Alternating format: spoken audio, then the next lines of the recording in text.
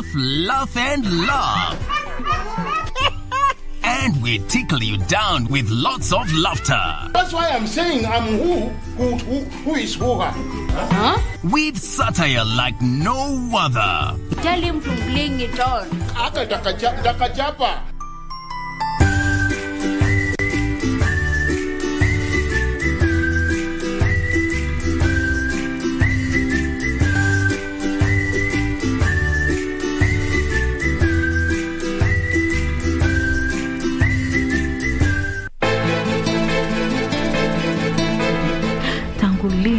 Mvuvi akawa dereva. Dau limekushinda huko kijijini, umekuja kusumbua watu huko mjini. Wewe aiso, kwa hivyo kombo wewe umemea pembe. Kwa hivyo ukizidi kunidanganya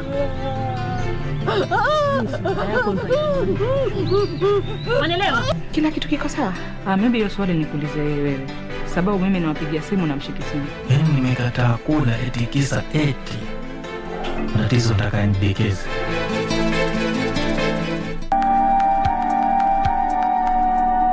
This is one of the finest vodkas that I bought from Russia before their borders were closed. Levi, hana kazi. Alafu? Jane, I think you've had enough now. We have a visitor. Oh, I don't pity.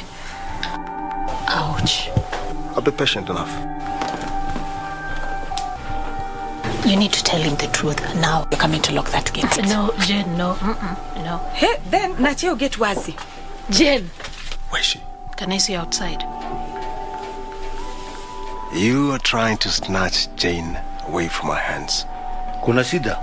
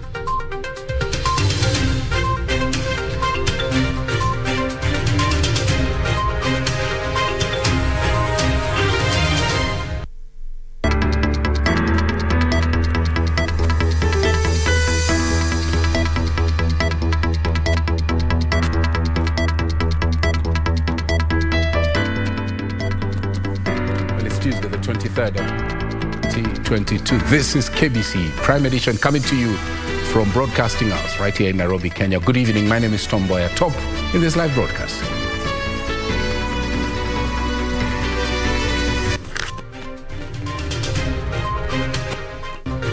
State asked to protect a 9-year-old girl who is the sole witness in the murder of her mother by her father. For those mixed schools, I'm told that there are a few schools which are both boarding and day. The day scholars should remain at home for that Monday, report the following day. Delayed polls. Day schools in 8 electoral areas to close on Monday to pave way for elections. Reforms in the film sector. The regulator redefines the role of agents.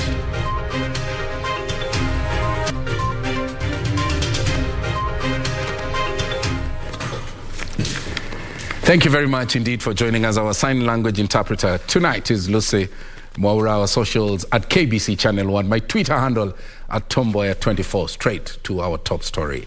The state has been asked to protect a 9-year-old who is the only witness in the murder of her mother allegedly by her father. And elsewhere, the author of a feasibility study in the 8 million shilling graft case against former Busia Governor Sospeter Ojamong has been summoned to clarify the variations in versions of the document possessed by the prosecution as well as the defense. Sarafina Robi opens our coverage with that article in the corridors of justice. Family members of Susan Waruiru, who was allegedly murdered by her husband in Githiga in Kiambu County, are now calling upon Witness Protection Agency to protect the deceased 9-year-old daughter, who is said to be the only witness in the murder of her mother. Speaking at Kiambu Law Court, the family said Waruiru's husband was arrested as a suspect in the murder and that after the burial his family took custody of their daughter. They now suspect the accused family could influence the child's testimony. And the accused person is her father. We feel that the child is continues to stay with the parents of the accused person. The witness, she's not guaranteed to give a credible witness as she will be compromised. They can be placed under Witness Protection Agency, and now we will be seeking that and the government to protect this particular child so that she will not be exposed. She was the only person who was at the scene of crime at the time the murder happened. Meanwhile, the prosecution in former Busia Governor Sospita Ojamong's 8 million shilling fraud case now wants the anti-corruption court to summon the author of a document from the government printers due to varying information in the document they have from that possessed by the defense team. The document was produced by one of the witnesses from the defense team in the case where Ojamong and 5 others have been charged with the loss of 8 million shillings from the Busia County coffers on a solid waste management feasibility study project. How is a court supposed to do this? The short answer is by considering the document, the evidence in chief in support of the document, the cross-exam on the document, and the corroborative value or evidences produced in support of that document. Anti-corruption magistrate Douglas Ogoti is to give directions on the document in question on Wednesday on the 24th of August. Abdikhair Mohammed for Prime Edition.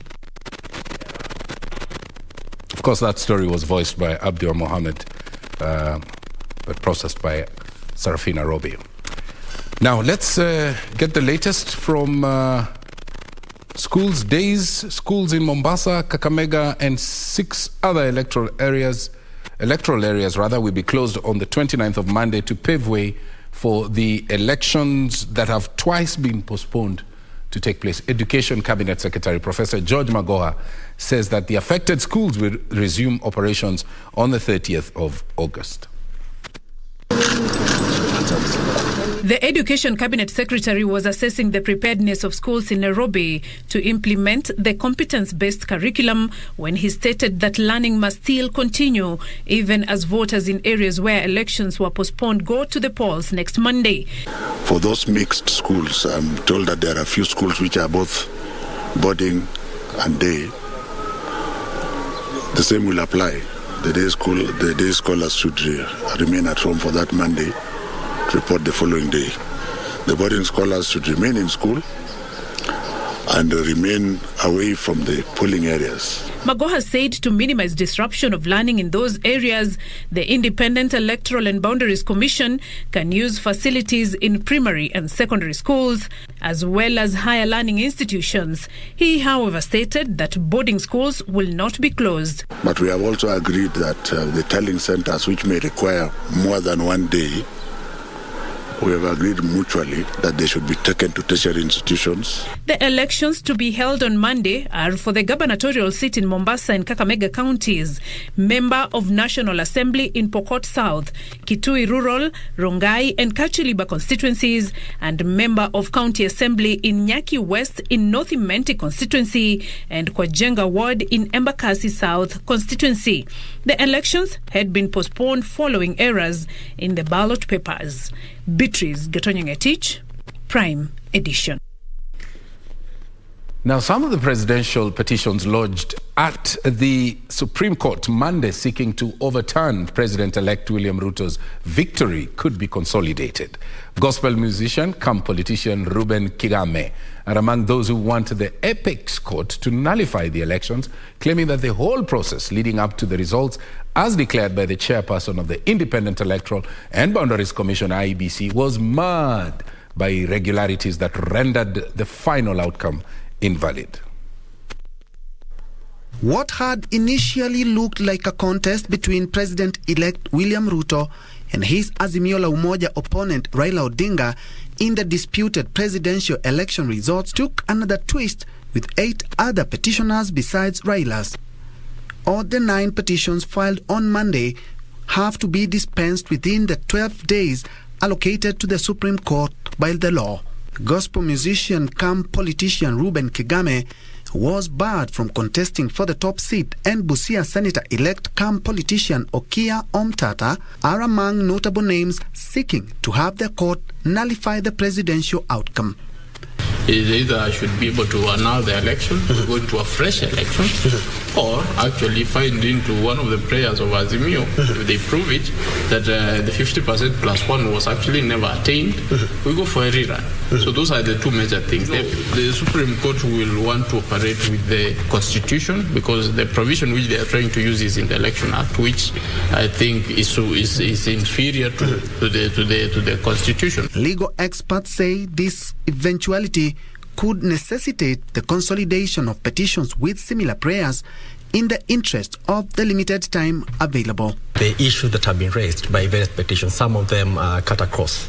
Okay, so we expect when the courts are determining, they're going to come up with a list of issues they have to determine, and some of those issues are going to be consolidated.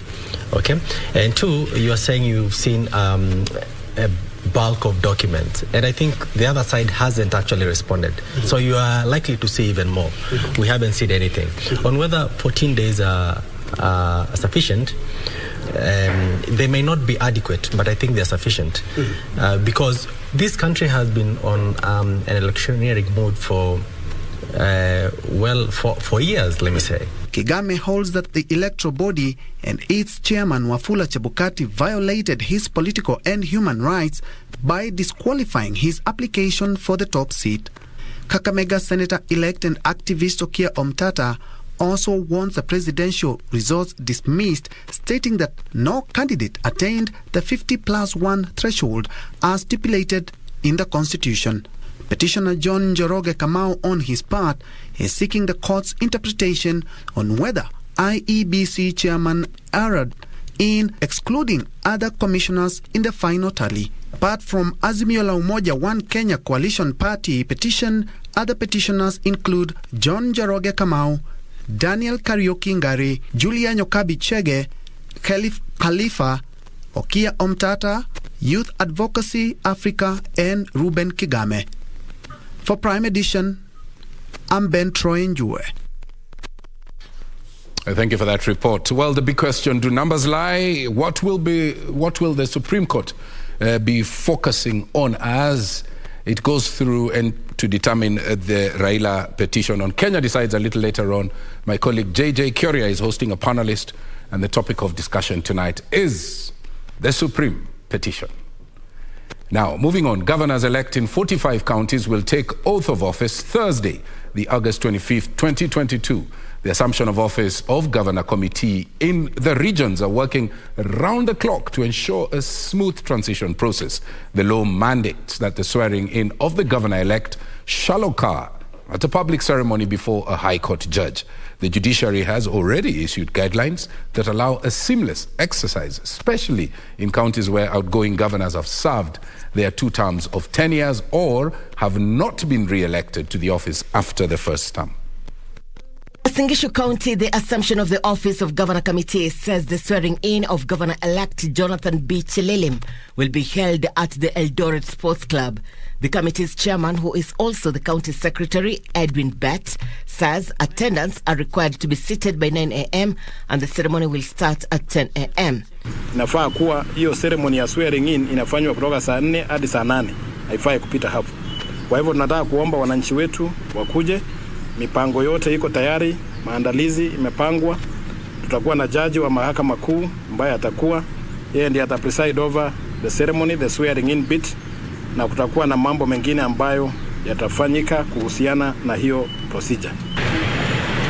Separately, the county government of Kisii says every box has been ticked to ensure the swearing-in ceremony runs smoothly for the region's governor-elect, Simba Arati swearing-in ceremony. Kisii County Secretary Patrick Lumumba says they expect a record attendance at the 10,000 capacity Gusii Stadium to witness Governor-elect Simba Arati and his Deputy Dr. Robert Monda take oath of office. Kisii will be peaceful, and we are asking even the residents who are not already in Kisii to make travel arrangements to come to Kisii. Operations are taking place countrywide to ensure the new county bosses are inaugurated as guided by the law. 45 counties elected their governors on Tuesday, August 9th, 2022 general election.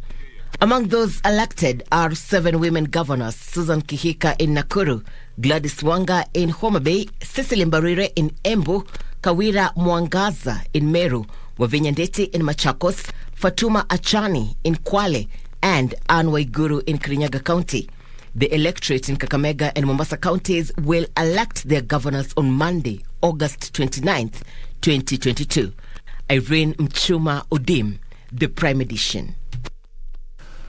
Of course, we'll be keeping an eye for you on those swearing-in ceremonies. Moving on, the Kenya Film Classification Board has initiated the process of redefining the role of film agents in the country in a raft of measures aimed at reforming the sector.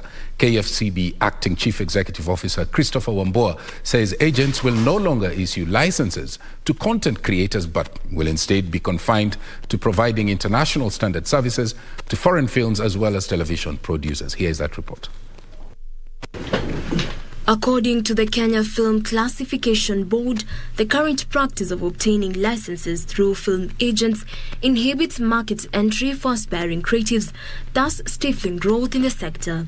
To create an enabling environment for our youth to harness the opportunities in the local creative economy, the KFCB has resolved to redefine the role of film agents in Kenya with a view to confining it to provision of international standard services to foreign film and television producers.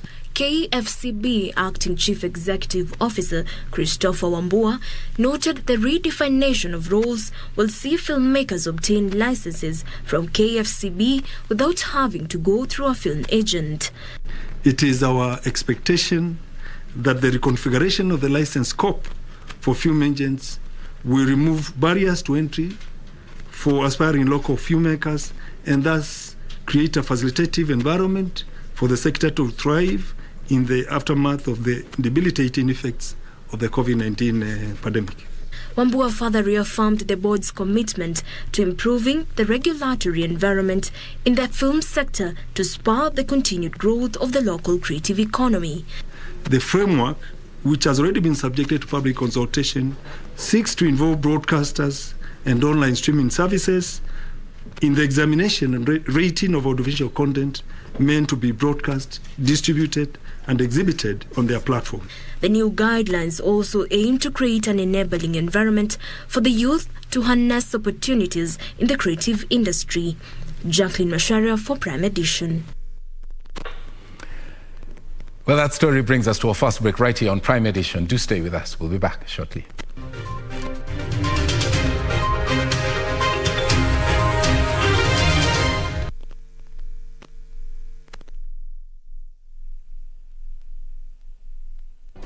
Do you have a news story to share with KBC? Get in touch swiftly on email news@kbc.co.ke or call 0723-892-654 or 0734-780-124.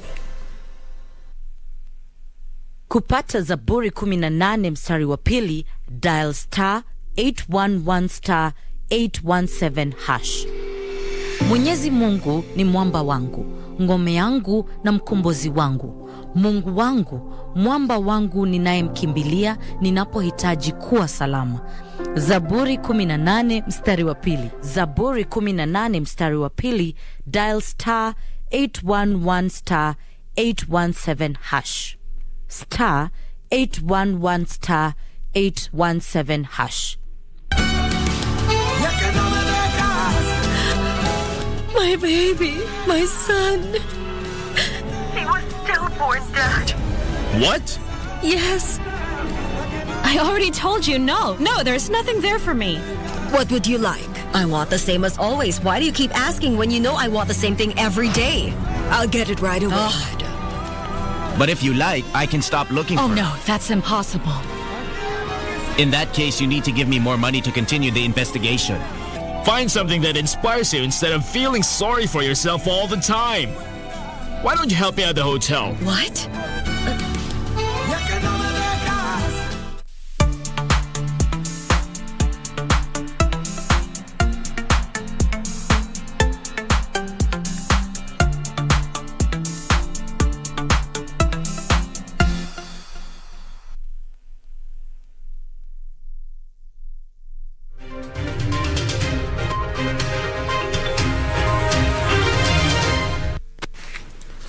Welcome back to Prime Edition. Our socials at KBC Channel 1, my Twitter handle at Mboya24. Let's go to Nakuru on that swine flu outbreak story. The government has assured Nakuru residents that a recent outbreak of swine flu in Elementaita ward has been contained and that there is no cause for alarm. Nakuru County Public Health Chief Officer Dr. Daniel Wainaina says that adequate mitigation measures have been put in place to control the spread of the virus to other areas. Following the recent outbreak of swine flu in Elementaita ward in Nakuru County, the county government has moved in to assure area residents that all measures have been put in place to contain the situation. The outbreak is contained. There is no cause for alarm. And as I've said, it's affecting a small group of the very young. And we've been able to put in public health measures to mitigate and to curtail this outbreak. Nakuru County Public Health Chief Officer Dr. Daniel Wainaina says 8 children below 1 year of age are admitted with mild signs of the virus. Most of our patients from the analysis are below 1 year. And below 1 year, you'd expect that the immunity is not very strong. And as such, and the management is just supportive management in terms of ensuring that they are able to be fed, they are kept warm, and they are given antibiotics to prevent any other concurrent infection. Members of the public have been urged to maintain high hygiene standards and consume proper diet. Good nutrition and good ventilation. Whenever you're in a room, ensure that it's well aerated so that we prevent this. It's a droplet infection. The flu was first reported on the 27th of July this year at Kiptangwanyi Health Center in Elementaita ward. At that time, a large number of children below 1 year presented with the flu symptoms, including high fever, difficulty in breathing, and prolonged cough. This is the second time that swine flu has hit Elementaita ward, with the first incidents reported in February of the year 2020. Nancy Okware, Prime Edition. From Nakuru straight to the coast, Kenya will benefit from enhanced educational standards through the ongoing benchmarking of policies and engagements between the Ministry of Education and the government of Finland. Speaking in Mombasa during the official opening of a 4-day international conference on enhancing education in Kenya, Chief Administrative Secretary, Ministry of Education, Sarah Ruto, underscored the critical role played by education institutes in sustainable development. Chief Administrative Secretary, Ministry of Education, Sarah Ruto, noted the timelines of the conference being held under the theme Co-creation of Curriculum, Training, Policy Development and Linking Education to Industry comes at the right time when the country is undergoing various curriculum and social-economic changes. Any country is as good as the opportunity it gives its young people to be able to grow, both academically, so that they can also come and be part of the development process of the country.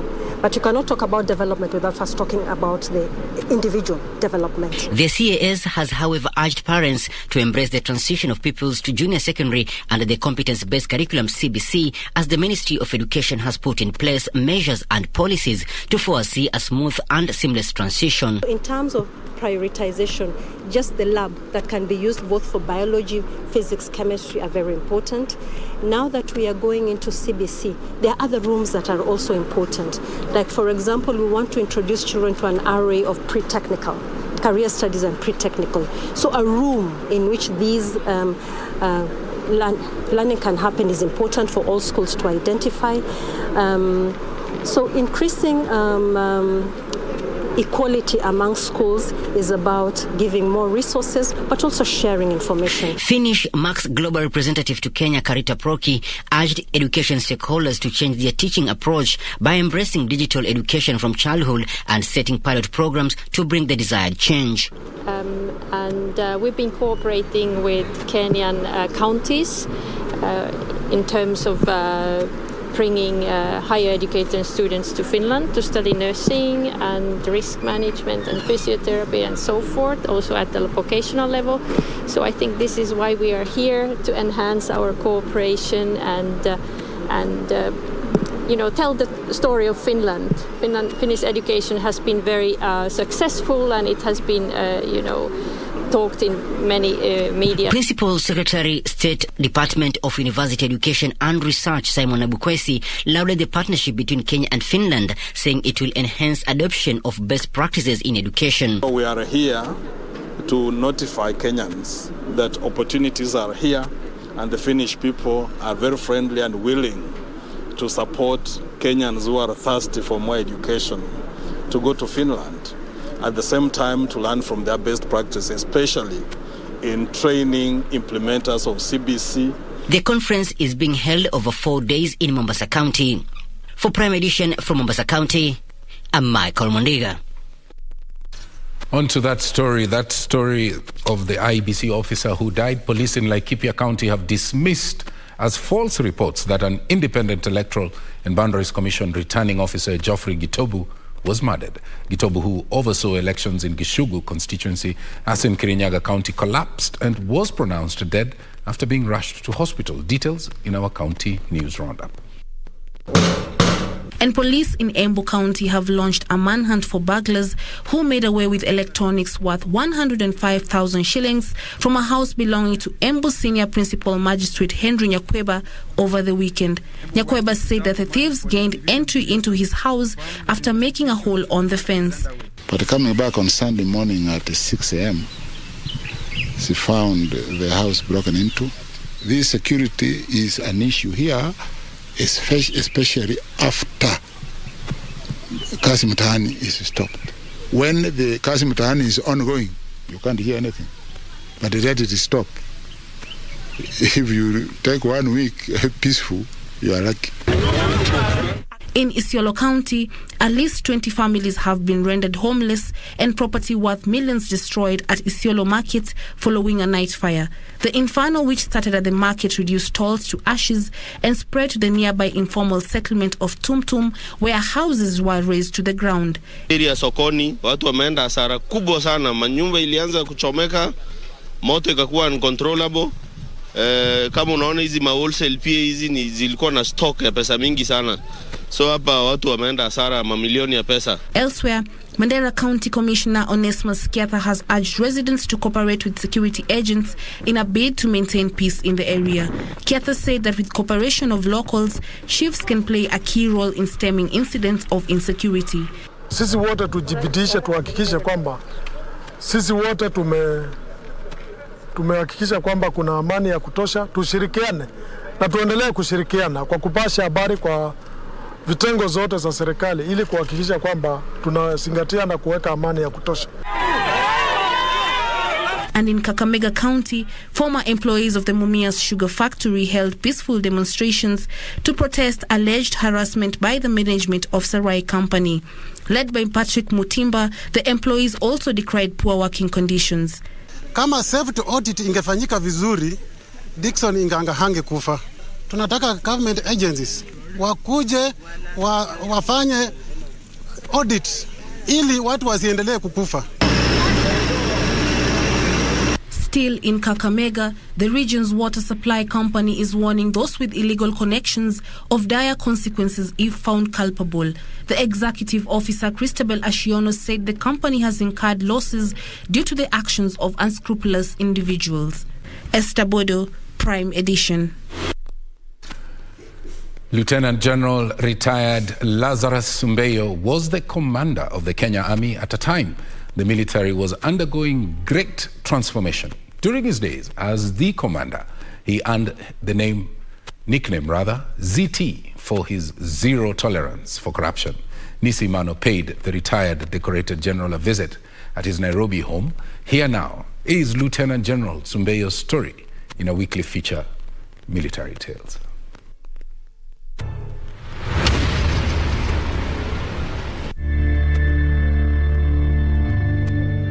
40 years are gone by since the 1982 aborted coup that had targeted to overthrow President Moi from office.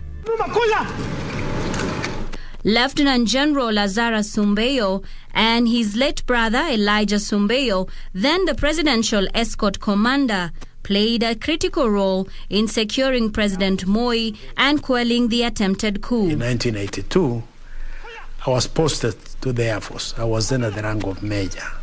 I was promoted to a lieutenant colonel and was in charge of personnel. Before cockcrow on the fateful August 1st, General Lazarus received a call from his late brother Elijah Sumbeyo, who was then the presidential escort commander. So at 5 o'clock in the morning, he rang. And you know, that time there were no mobiles. We were using telephone. So I picked the phone and he said, "Are you still sleeping?" I said, "Yes, I'm still sleeping." He says, "No, don't sleep. The government has gone." I said, "Gone with who?" General Lazarus then took off for State House immediately, together with 6 armed military soldiers. I went to Cabernet, to the State House first, and then to Kabarak. And at Kabarak, I found Mzee very agitated. When he got there, he immediately asked to communicate with the police headquarters, a thing that did not happen. They say Nanyuki is not friendly. So I told Mzee, let's get out of this house. We can be bombed. He said, "No, I can I'll die in my house." Mzee Moi refused to leave his State House aboard, but eventually convincing and relocating the president in 3 civilian cars with presidential escorts armed to the tooth. My idea at that time was to connect with the military because they have a system of radios that used to join. We could join into any communication system. But unfortunately, one of the vehicles, the relay system, had an accident in Timboroa. And so we could not relay. The army eventually neutralized the coup and the president was taken to State House, Nairobi, where a presidential address had been planned for the President Moi to assure the country he was in charge. Nataka niseme kwamba yale yaliyotokea leo asubuhi kwa muda mfupi iliyoletea wananchi wasiwasi mwingi sasa imeangamizwa na jeshi letu la nchi kavu na polisi. From 1997 to 1999, Sumbeyo served as special envoy to IGAD for the Sudan peace process. I want us to be patient. The parties have promised us that they will sign it today. I knew a little bit of what was going on. So in 1997, out of the blue, the late President Moi appoints me an ambassador and a special envoy. Not retired from the military, but given this job of carrying out mediation for the Sudanese. General Lazaro Sumbeyo was the chief mediator of the Naivasha peace process, which sought to resolve the war between the Sudanese government and the Sudan People's Liberation Movement.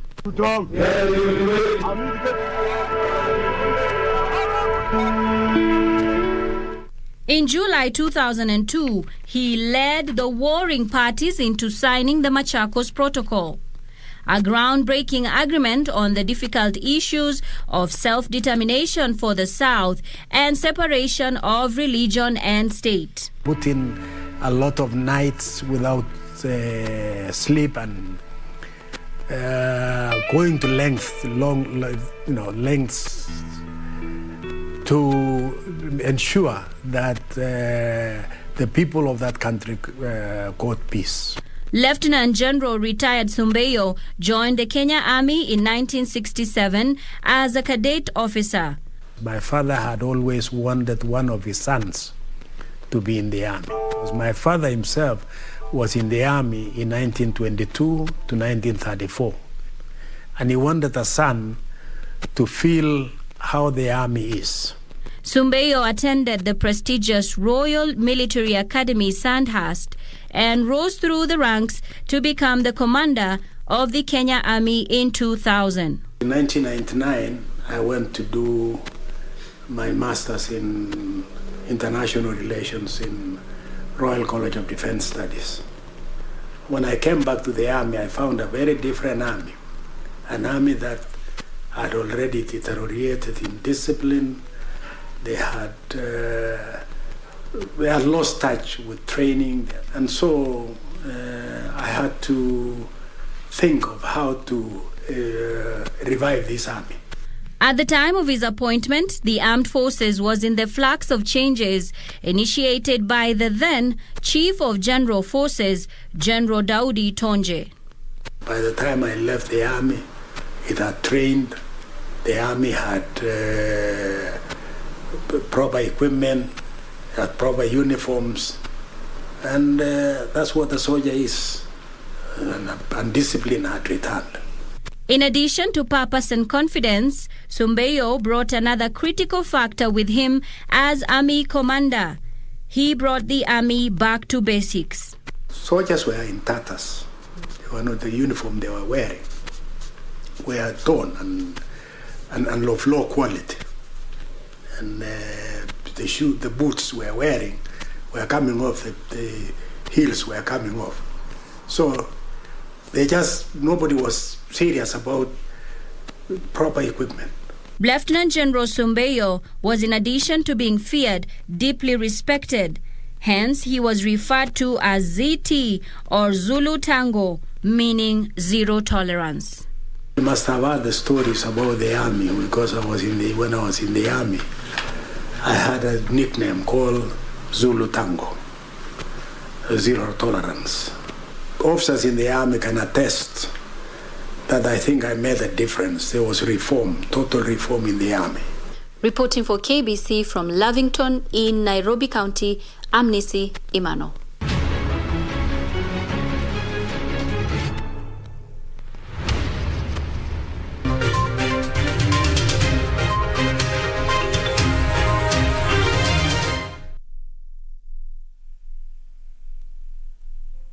Can't settle down until me get my herbs to burn. We just can't get down until me get my collie to burn. She don't call anymore, 'cause I'm so thinking about you. Have you found somebody? Reverse the curse to where it's coming from. Turn it back as fast as you can. Songea tukupashe na zile ambavyo vitakupa tabasamu tosha. Hana mapenzi wala mahaba, mtoto mbaya sana huyu. What did you just say? Sio tamthilia tu. And why you're saying that Ni tamthilia tosha. Alinishika hivi. What? Sio burudani tu, ni burudani tosha. It is the day that the Lord has made. Na sinema bomba. Kabisa kama uelewi kitu inafaa uelewi. Na mada za kusisimua. KBC Channel 1, shirika la utangazaji Kenya.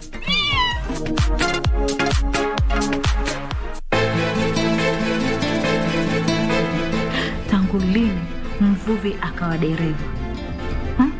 Dau limekushinda huko kijijini, umekuja kusumbua watu huko mjini. Wewe aiso, kwa hivyo kombo wewe umemea pembe. Na hivyo ukizidi kunidanganya. Manelewa? Kila kitu kiko sawa? Maybe hiyo swali nikuulize wewe.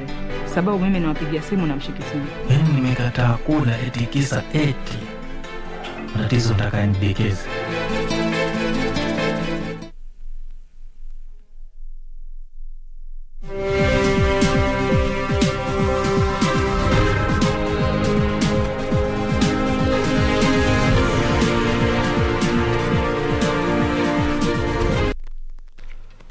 Well, thank you for staying with us and welcome back. My name is Caroline Jenga. Let's take a look at today's business news. Equity Group made 24.4 billion shillings in net profit during the first 6 months of this year, representing a 36% increase on 17.9 billion shillings posted during a similar period last year. The profit was mainly driven by 29% growth in interest income and non-funded income, as 99% of all the lenders' customer transactions happened outside the branch network. The Equity Group's profit was driven by a 29% growth in interest income to 55 billion shillings, attributed to an increase in loans, which stood at 650.6 billion shillings. Original equity subsidiaries also contributed 28% of the group's net profit, with the firm's group CEO, James Mwangi, noting that original subsidiaries such as Rwanda and Uganda were posting high returns. Equity Bank last year closed by being the biggest bank in Kenya, the second largest bank in Rwanda, and DRC, number 5 in Uganda. So we are seeing that we have now become a very strong regional bank.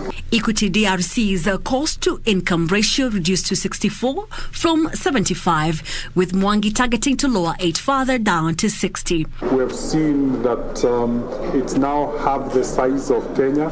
It has a balance sheet of over 400 billion shillings. It's contributing 20% of the entire profit of the group. The entire group targets to reduce the cost-to-income ratio to 40 in 3 years. The lender is yet to fully effect the risk-based loan pricing model so as to allow businesses to recover from COVID and geopolitical disruptions. He says the maximum interest rate the bank is charging is 13%, but under the risk-based pricing model, the rate would have been 18%. And we did this deliberately to accommodate and to support Kenyans to come out of COVID. We think this will be an extended period because of the current microeconomic environment where inflation has hit very hard and businesses need support. He noted that out of 171.4 billion shillings, COVID restructured loan book, 46.6 billion shillings has fully been repaid, with only 2.7 billion shillings showing restraint, while a stock of 8.1 billion shillings is marked as non-performing. System outages coupled with poor customer services are the major challenges facing the adoption of internet banking in Kenya. The Deloitte 2022 Kenya Banking Sentiment Index further says almost 6 out of every 10 bank customers prefer mobile banking, up from 5 in 2020. The Deloitte study ranks Absa Bank top with 12.7% in responding to customers' concerns, while Cooperative Bank with 2.6% came in second. The Deloitte report corresponds with the 2021 Kenya Bankers Association Customer Experience Survey that says customers preferred banking apps followed by mobile banking. In the 2022 Kenya Banking Sentiment Index by Deloitte, customers have taken to social media channels to engage with their service providers. The study shows that on average, only 53% of priority conversations received a public response, meaning almost half of customer requests went unanswered. The study also established that system outages or app downtime and a poor level of responsiveness to consumer queries and complaints pose a significant risk to the banking industry. Data EQ's Managing Director Melanie Melherb said in the case of multiple transacting channels failing simultaneously, consumers are left feeling helpless and frustrated. Overall, in the survey, Absa Bank led in regard to responses to customer concerns with a score of 12.7%, followed by Cooperative Bank with 2.6%. These were the only two banks to achieve positive scores, with the average net sentiment for the industry sitting at negative 7.6%. Regina Manyara reporting for Prime Edition. Now, Kenya is set to start exporting avocados to Malaysia as a delegation from the Asian nation is finalizing a pest risk analysis. The delegation visited the Kakuzi farm and facilities as Kenya seeks to increase its avocado market share in the global market. Malaysia is set to become Kenya's latest avocado export destination, as a delegation from the Asian market is currently carrying out a pest risk analysis on the Kenyan fruits. The Asian nation is seeking to import both Fuerte and Hass avocado varieties from Kenya by the end of this year. The Malaysian delegation is the latest yet to carry out an inspection tour on Kenyan avocado orchards and processing facilities after India and Mauritius delegations carried out a similar analysis in the past few weeks. The development comes just weeks after Kenya started direct fresh avocado exports to China, following the certification of 15 exporters to start avocado shipments to the Far East nation. An increase in Kenya's avocado export destinations saw the nation take pole position from South Africa as the leading avocado exporter in the region after exporting 44 million kilos of avocado worth 6 billion shillings from March to August this year.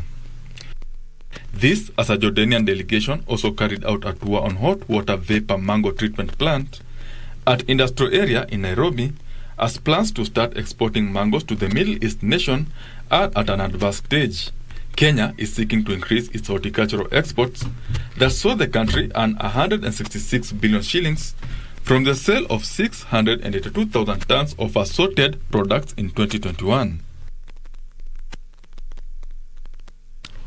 Thank you, Benson Rioba, for that report. Now, the Kenya Tea Development Agency is seeking 3 billion shillings from the National Treasury for subsidizing tea fertilizer for smallholder farmers.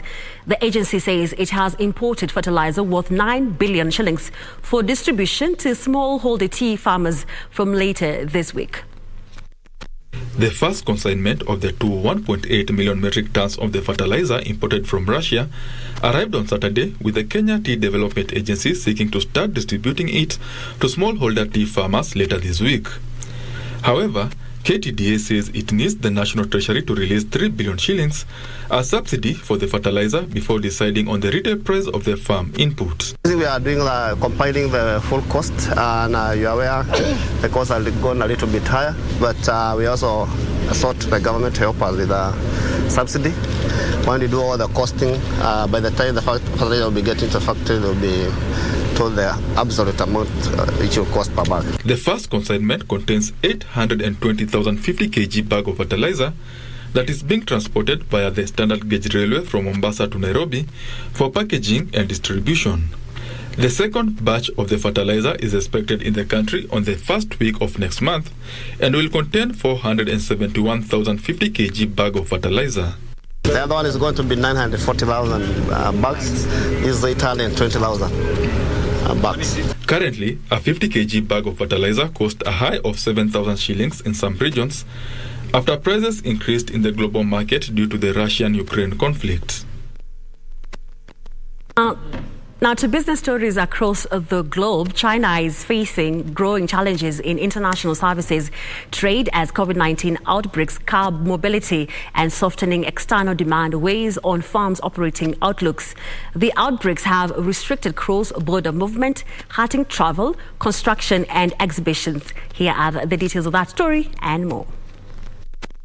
Local COVID-19 outbreak interrupted services trade enterprises, leading to challenges in insufficient orders and rising costs, making businesses unstable.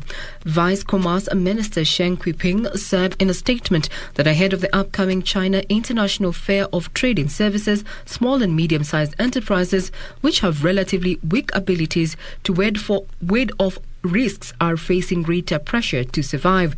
China will now accelerate its pace of reopening and promote a negative list from cross-border trade in services. According to data by the State Administration of Foreign Exchange, the country's services trade deficit reached $7.9 billion in June, the biggest since December 2021.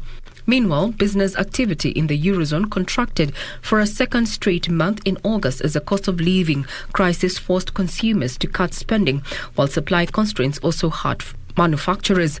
The latest PMI data from the Eurozone point to an economic in contraction during the third quarter of the year. A PMI covering the bloc's dominant service industry fell to 50.2 from 51.2, only just above break-even and below the 50.5. Although services firms increased their charges at a lower rate this month, the output prices index remained well above the long-term average. Its reading was 59.9, down from July. Finally, General Electric workers at a plant in Alabama have launched a campaign to form a union for better pay and job security. The plant in Auburn, Alabama employs 179 workers. It builds fuel nozzles on a daily used by LEAP jet engine, which powers planes in Airborne and Boeing's company. And the Auburn plant experienced layoffs during the pandemic, which led to a 2-year slump in the aviation industry. The company, however, said it has rehired all interested employees and added more than 30 new employees since the start of 2022.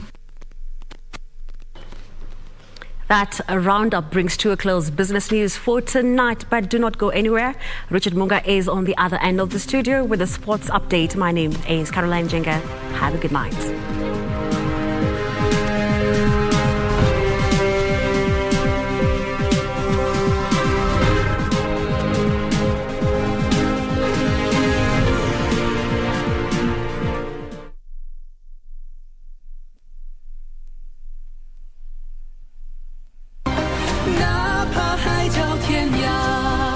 Way I can keep you alive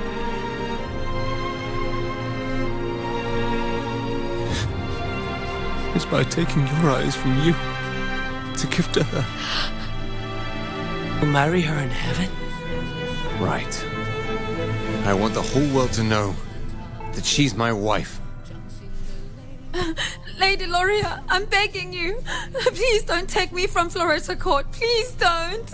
Even if you speak up for me, no one will believe us. Not even Genova believes.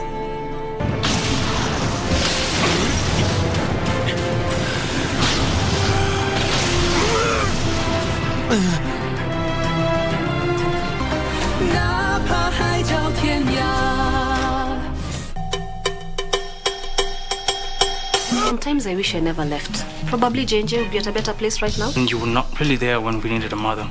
Kuna kitu inaitwa doto za mushana na dreams. So, jua kutofautisha. Ukitaka kumake money on a side apart from this job, punguza mdomo. Kunyamaza pia inakuwa ni gharama sana. Unajua kuongea lugha ya pesa. I'm planning to call a board meeting. She has already reached.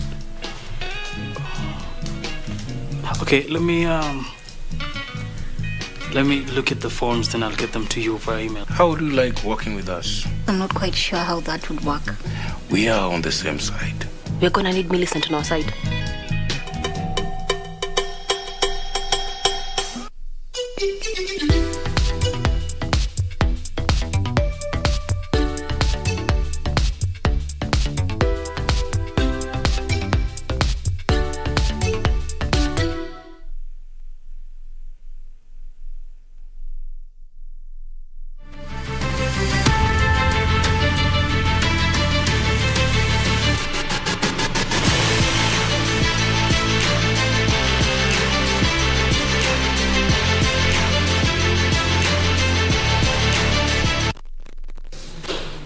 Well, good evening and thank you for joining us for tonight's edition of KBC Sports with me, Richard Munga.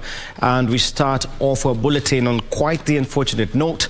Remember yesterday after the national netball team lost to Zambia 33-40 in the first match. Now the Divas lost their second match of the 2023 Netball World Cup qualifiers after going down 72-31 to Malawi in the second group B match that was played in Pretoria, South Africa.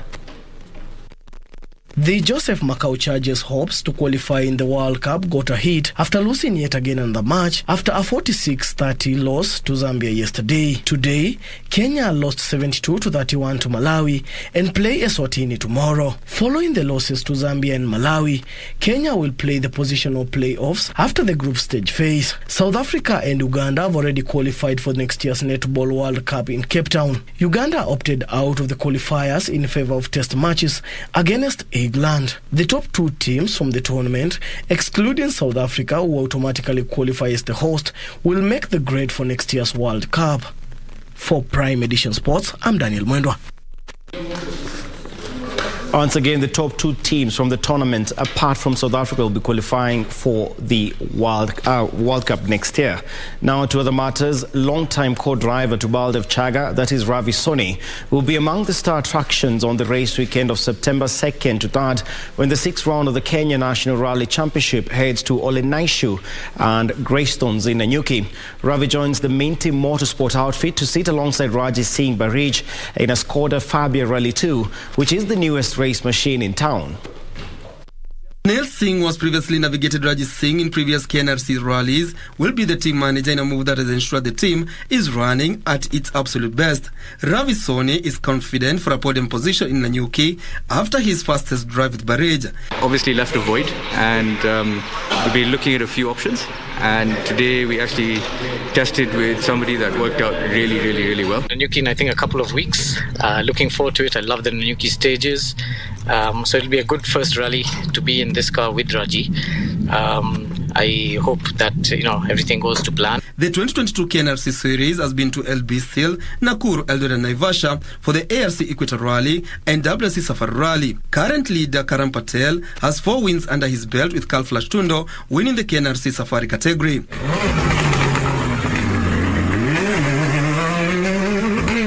The KNRC Nanyuki Rally will start and end at Greystones, which is also the venue for the service park and rally headquarters. Scrutineering shall take place on September 2nd, paving way for action on September 3rd. 3 stages, Mlima Hema, Olenaishu and Greystones, will be repeated twice for a total competitive mileage of 153.04 kilometers. Clerk of the course Bimal Patel says the designated spectator viewing point will be centered on Greystones. The repeat run on Greystones will indeed serve as the event's power stage, where the fastest drivers will earn bonus points for the championship.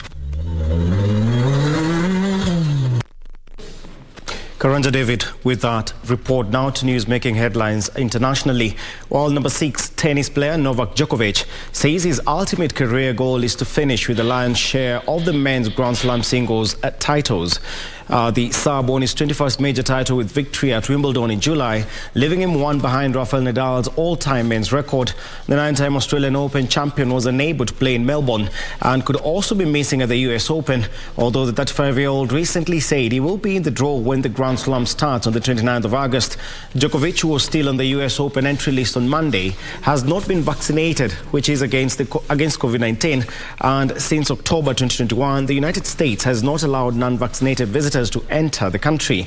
The ruling stopped Djokovic from playing ATP Masters events at Indian Wells and Miami in March and April, as well as the Cincinnati Open last week.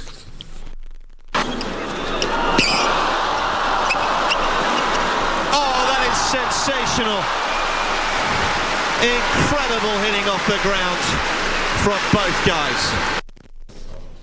Meanwhile, Manchester United produced an outstanding display to defeat Liverpool 2-1 and